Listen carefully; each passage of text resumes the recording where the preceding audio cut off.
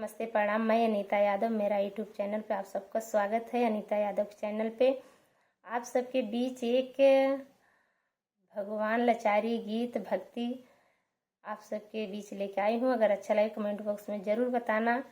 चाहे विवाह में गाओ, चाहे पूजा में गाओ, कहीं भी गाओ वो लाचारी गीत और भगवान श्री राम सीता माता कहें। अच्छा लगे कमेंट बॉक्स में ज़रूर बताना। मेरे भाई बहन प्यार दुलार देना नहीं भूलना, ऐसा रहेगा।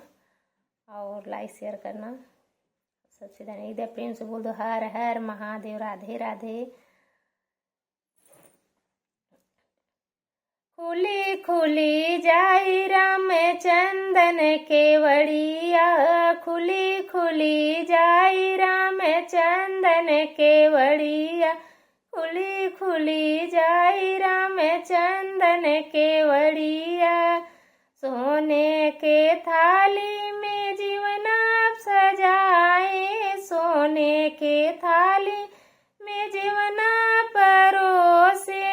जेवै श्री राम सीता ले ली बयरिया, जेवै श्री राम सीता ले ली बयरिया, जेवै श्री राम सिया ले ली बयरिया।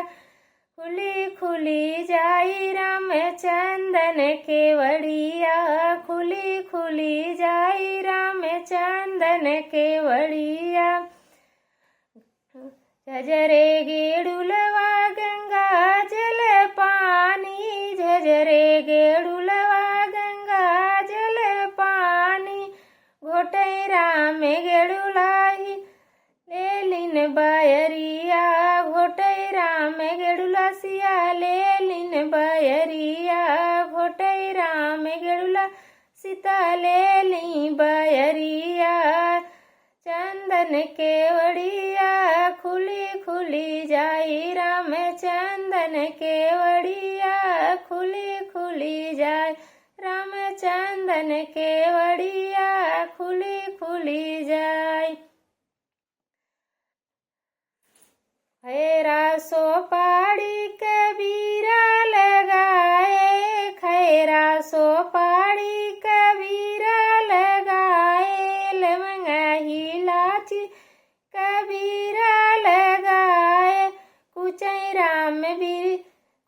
राम बीरसिया ले लिन बयरिया, कुचई राम बीरसिया ले लिन बयरिया। चंदन केवड़ी राम खुली खुली जाई, चंदन केवड़ी राम खुली खुली जाई, चंदन केवड़ी राम खुली खुली जाई। फूल ही झारी झारी से जिया लगाए, फूल ही झारी झारी से जिया लगाए।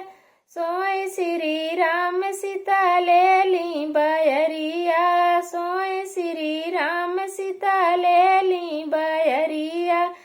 खुली खुली जाई राम चंदन केवड़िया, खुली खुली जाई राम चंदन केवड़िया, खुली खुली जाई राम चंदन केवड़िया। मेरे भाई बहन अच्छा लगेगा जरूर कमेंट बॉक्स में बताना, आशीर्वाद देना।